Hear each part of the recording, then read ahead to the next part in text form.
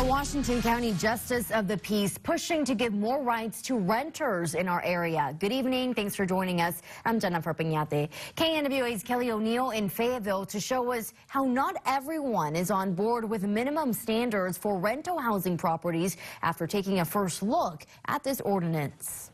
When your hard-earned money is going to pay for a place for you and your family to live, it really ought to meet some minimum standards. A functioning smoke alarm, source of electricity, heating, and an operable entry door are just a few of 9 conditions a landlord must meet under an ordinance Washington County Justice of the Peace Sue Madison is pushing for.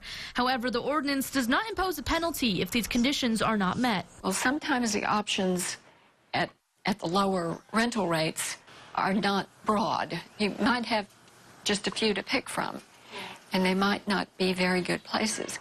And what I'll always remember is children don't get to pick where they live. Madison points to a house fire in West Fork that killed 2 children because of its living conditions. The house only had one entry point, and 2 children were sleeping in a room that had no door to the outside and no windows, and the front door was blocked. Arkansas is the only state in the entire country without an implied warranty of habitability law.